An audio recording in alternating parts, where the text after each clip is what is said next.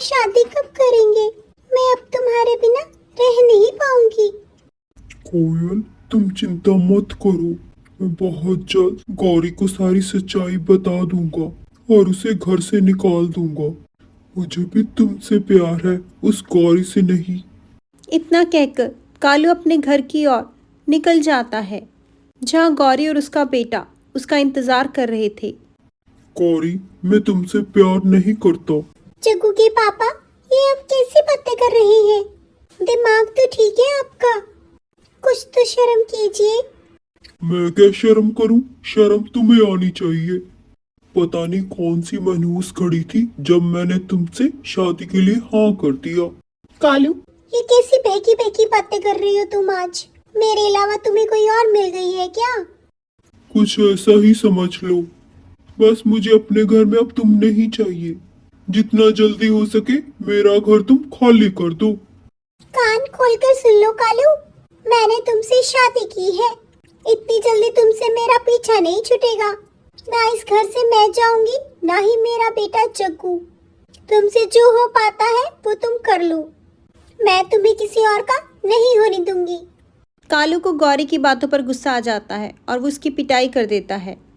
देख लिया गौरी, तुम्हें घर से बाहर निकालने के लिए मैं किस हद तक जा सकता हूँ। तुम भी कान खोल के सुन लो कालू, अगर मैं इस घर से गई तो तुम्हें बर्बाद करके जाऊंगी। अपनी उल्टी गिनती तो शुरू कर दो अब। चल बेटा जग्गू, चले हम। इतना कहकर गौरी और जग्गू घर से बाहर निकल जाते हैं। आज के बाद मेरे घर में वापस लौट कर मत आना तुम गलती से भी, वरना मेरे से बुरा कोई नहीं होगा। इतना कहकर कालू दरवाजा बंद कर लेता है। वहीं जग्गू और गौरी आधी रात को रानू के घर पहुंच जाते हैं। अरे गौरी बहन, आप इस वक्त? क्या हो गया इतनी रात को? चलिए आए, घर के अंदर आए। रानू बहन, मेरे साथ कालू ने बहुत गलत किया। आधी रात को मुझे और मेरे बेटे को घर से बाहर निकाल दिया। क्या आज की रात मैं आपके यहाँ पर रह सकती हूँ? क्यों नहीं गौरी बहन, आखिर पड़ोसी तो पड़ोसी के काम आता है। आइए, अंदर आइए आप मेरे साथ। इतना कहकर रानू उन्हें घर के अंदर ले आती है। किसी तरह से गौरी की रात निकल जाती है। अगले दिन सुबह रानू कालू के पास जाती है। कालू भैया, ये आपने अच्छा नहीं किया। गौरी आपका और आपके बेटे का कितना ध्यान रखती है, फिर आप उसे घर से बाहर कैसे निकाल सकते हैं? रानू बहन, रात को शराब के नशे में मैंने पता नहीं कितना कुछ बोल दिया अपनी गौरी को। मैं अब बिल्कुल भी ऐसा नहीं करूँगा। कालू भैया, सुबह का भूला शाम को घर लौट आए उसे भूला नहीं कहते। अगर आपको आपकी गलती का एहसास है तो चलिए मेरे साथ। इतना कहकर रानू कालू को अपने घर ले जाती है। वहीं कालू गौरी से माफी मांगता है। गौरी, मुझे माफ कर दो, मुझसे बहुत बड़ी भूल हो गई। कालू, अगर तुम्हें अपनी गलती का एहसास है तो मैं तुम्हारे साथ घर चलने को तैयार हूँ। हाँ गौरी, मुझे अपनी गलती का एहसास हो चुका है। हाँ गौरी बहन, कालू भैया को बहुत पछतावा है अपनी बात का। अब आप उनके साथ घर चलें और दोनों मिलकर अपने बेटे जग्गू का पूरा ध्यान रखें।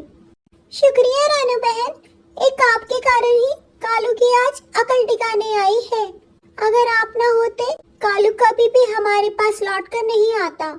इतना कहकर कालू अपने परिवार को लेकर अपने घर पहुंच जाता है। वह अपनी बेबी और बेटे का पूरा ध्यान रखता है। कुछ दिन ऐसे ही हंसी खुशी निकल जाते हैं।